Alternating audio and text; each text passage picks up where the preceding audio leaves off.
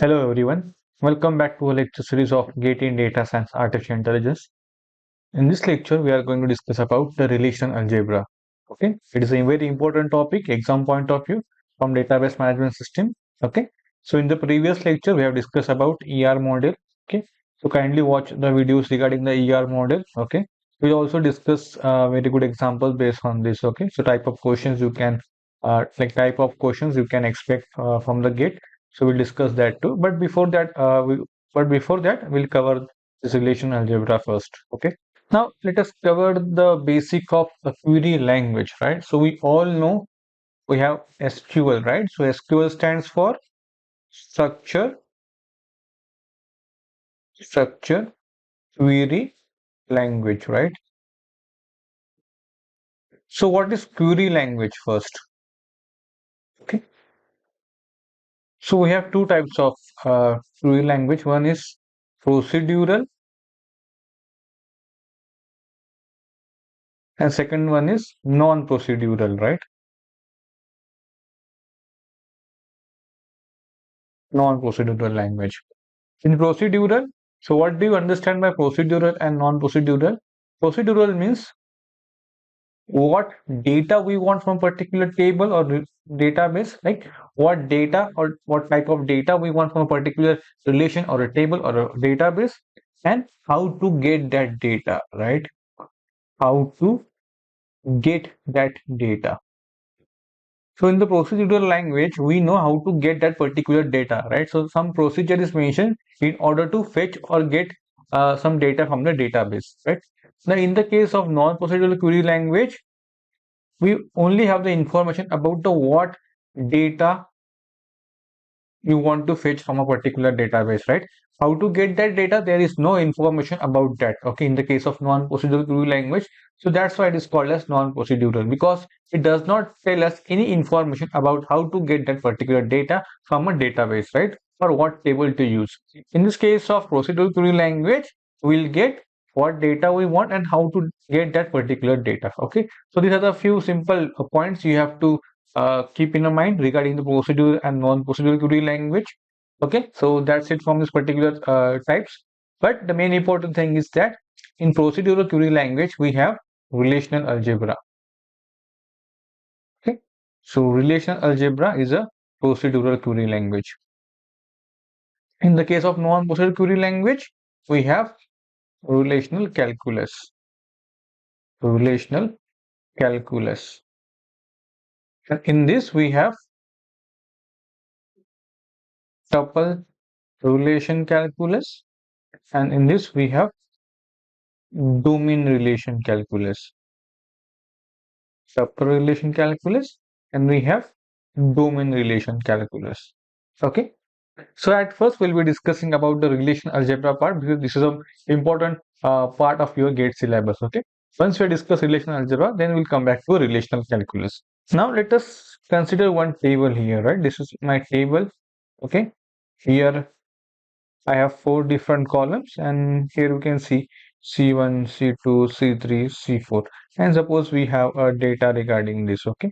Say 1, 2, 3, 4, like this data. Now, in the case of relational algebra or SQL, we call these columns as attributes.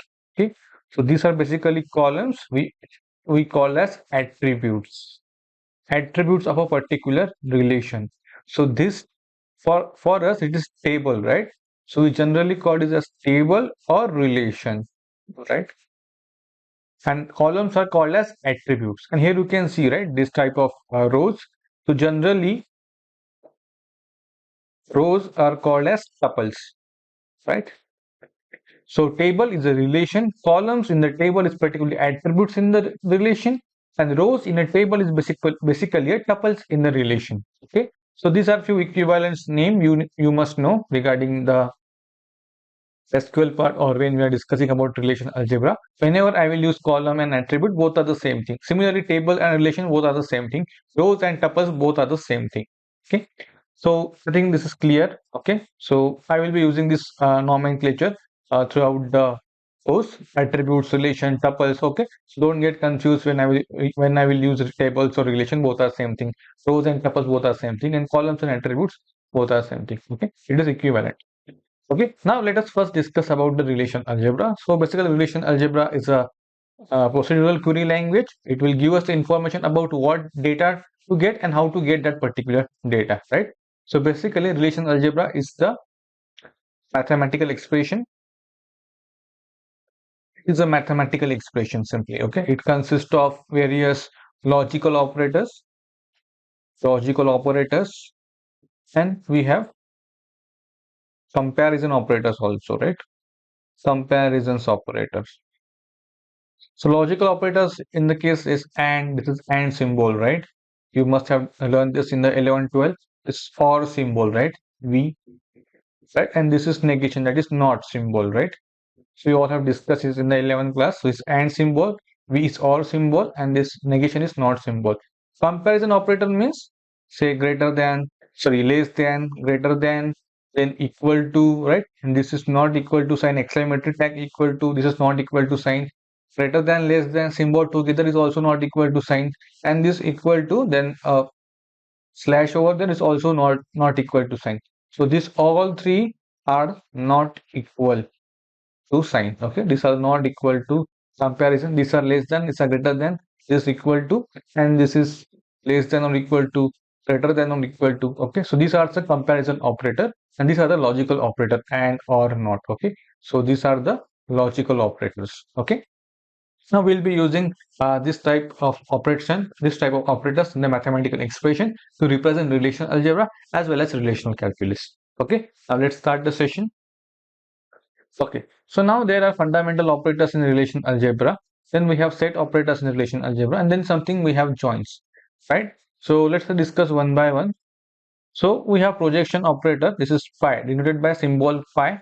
Projection means you are selecting something from a table, right? In the case of this particular table, we have different columns and attributes. So projecting is basically selecting a column from a particular table, right? It is projection. We'll discuss this, not an issue.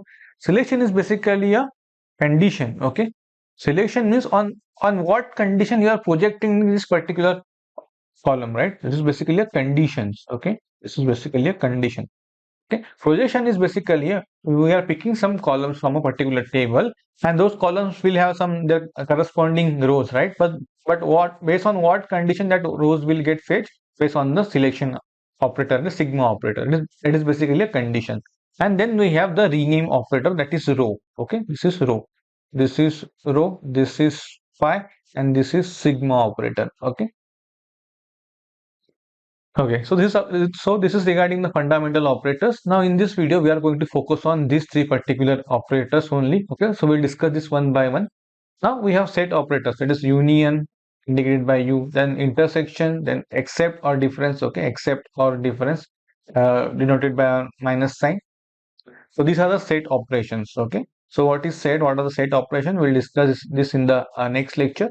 And then we have the joins. So there are different types of joins. First one is cross join. Okay, so cross join. It is also called as Cartesian product. Cartesian product. Like if you know about the matrix multiplication, that's the same thing. It's denoted by this symbol cross. Okay, that is Cartesian product.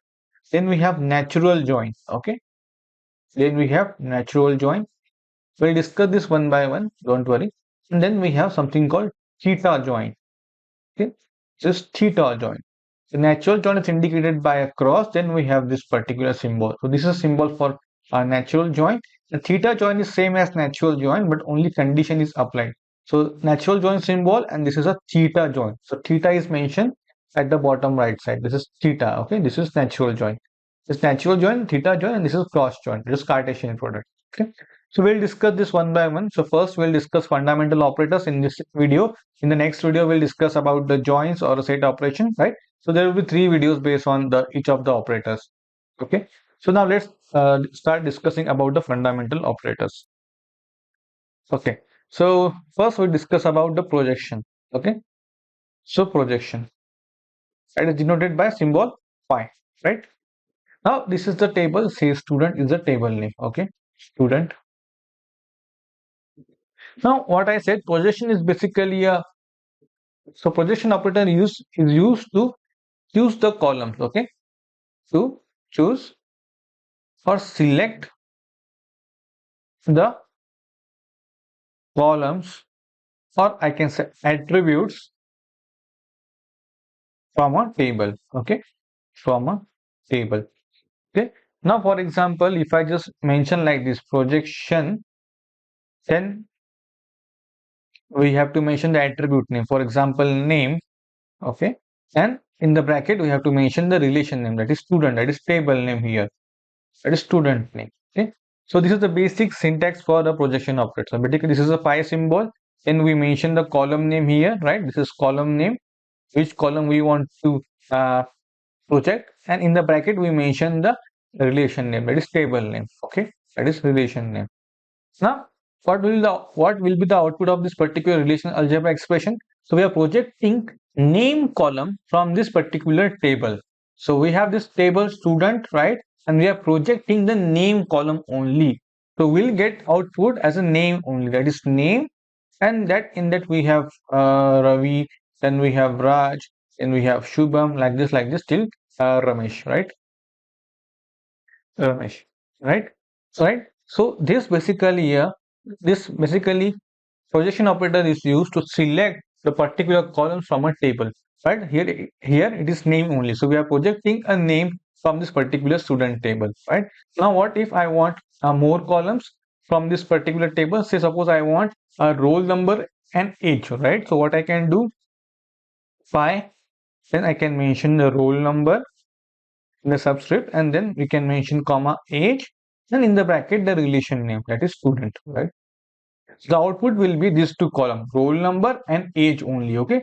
Only these two columns will be projected like this. So it will be roll number, okay, then we have this age, right? So all the rows will be there corresponding roll number and age. So basically we are just projecting roll number and age from this particular student table. So we are just selecting these two particular column from the student table. So whatever the column name we will mention here, okay, that will be our output, right? That column's name will be in our output, right? This is syntax for project operation. So pi symbol is there. Now here we can mention the any number of column name, that is column 1, comma column 2, comma column 3, then from a particular relation. Okay. So in general, if I say that, suppose this is my relation R having column 1, column 2, column 3 till column n, then projection operation will be phi in the subscript, say column 1, column 2 till any column if you want to fetch 1 or 2 or 3 or all, then in the bracket that is relation R. Okay. So this is basically a project operator. Okay.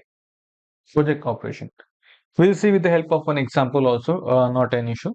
So I hope you understand what is projection operation is. We are just simply projecting, or we are selecting a particular column name. Okay, we are particular column name from a student table, right? So we don't know about we are not dealing with the rows. We are only dealing with the column in the case of projection.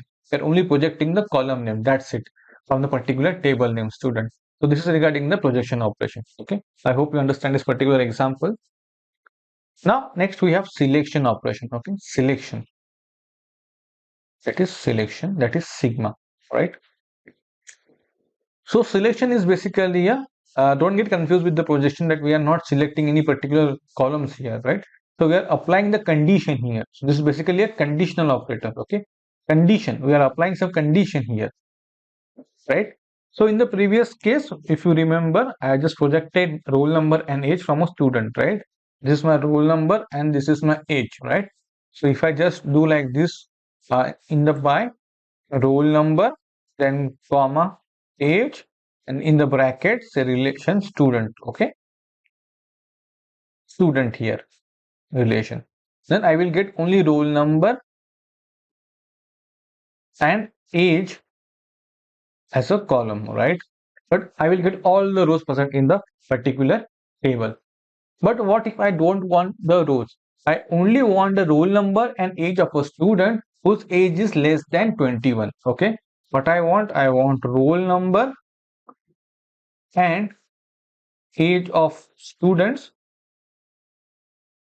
whose age is greater than 21. Okay. So this is my condition. I don't want all the rows. In the case of this project operation, I will get all the rows, right?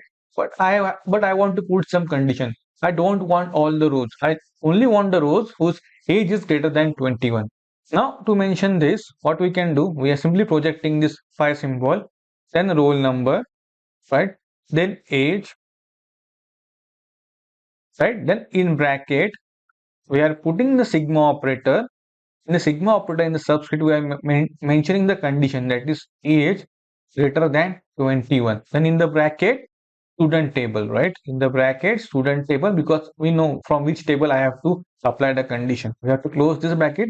So this bracket is for student, and here we have to close the bracket for this particular thing, right?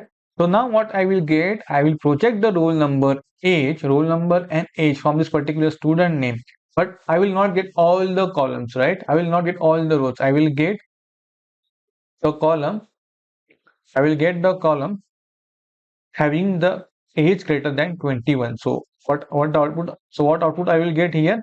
So DA01 23, DA02 24, DA03 21, sorry 23. Now here you can see 21 is not greater than 21, right? So I will not get this particular row.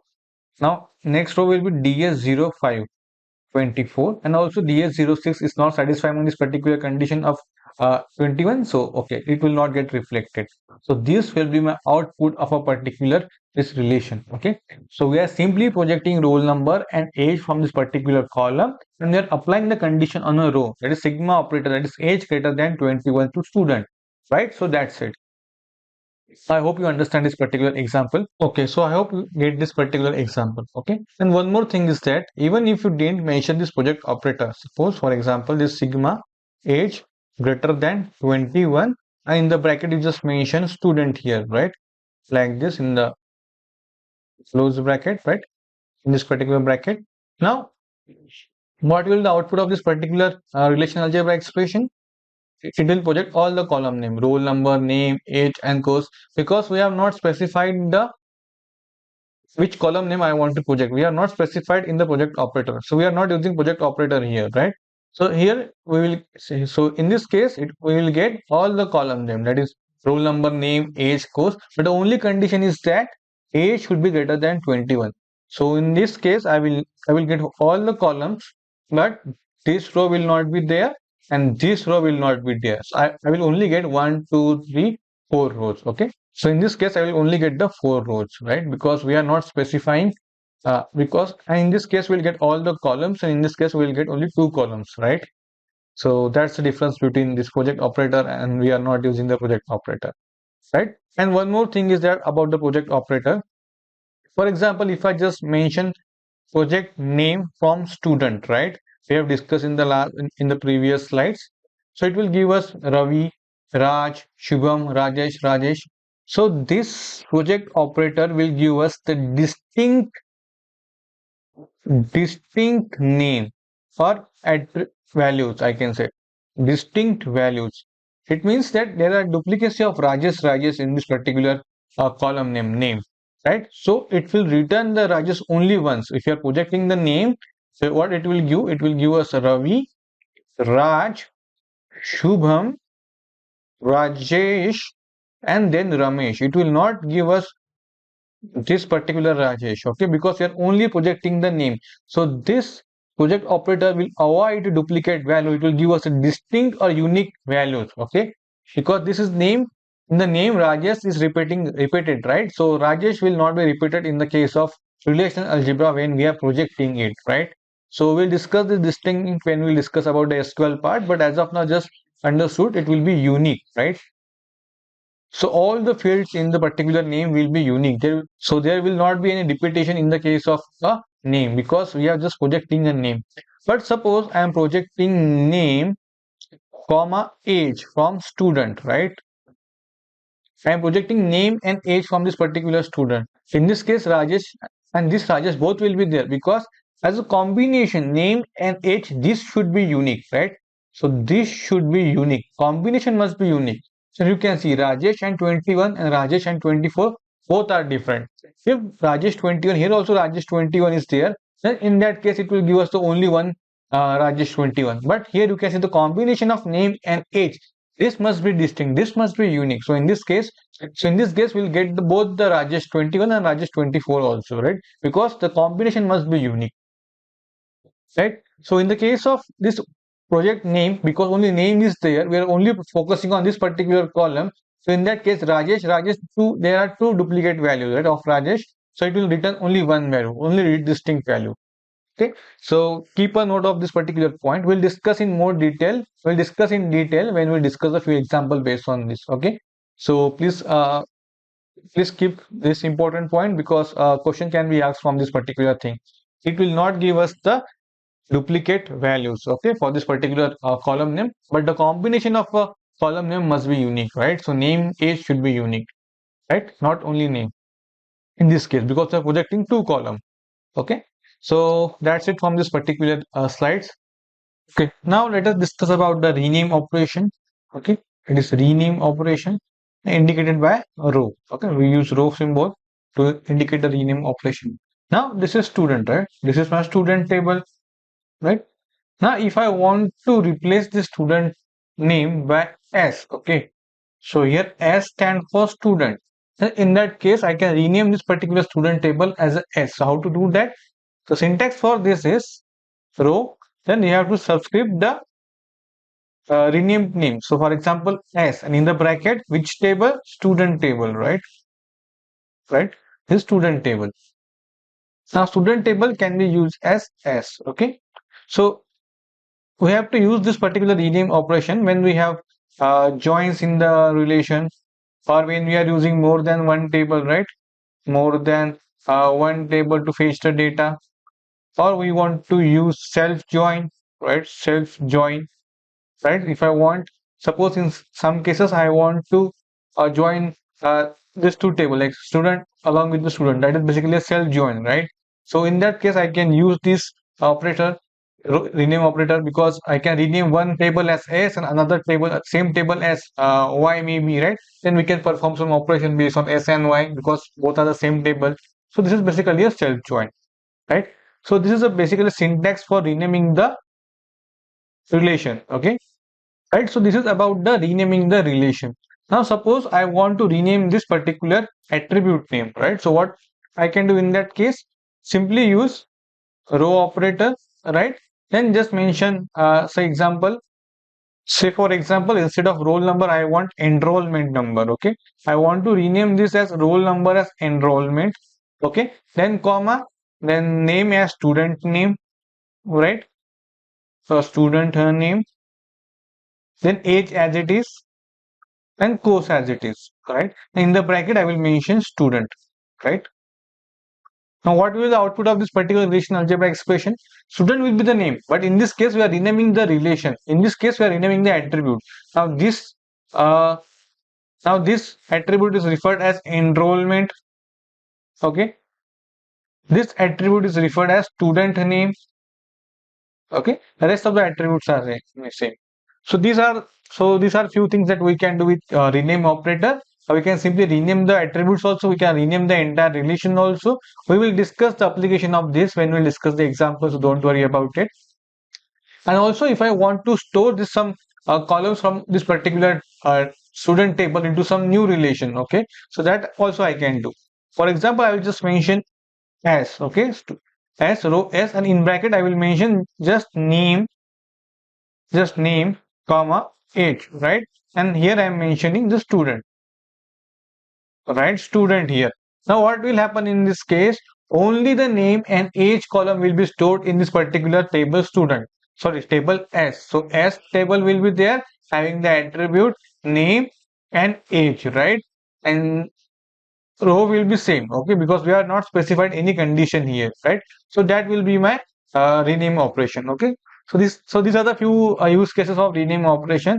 We'll discuss in more detail with the help of examples, because when we discuss this example, that will be more clear to you. Okay, so I hope you understand about the projection operation, right? About selection operation, pi, then sigma, and this is the rename operation. Okay, so we'll discuss this all the operations, all the operators with the help of examples in the next session. Okay, so that's it from this particular lecture. Thank you.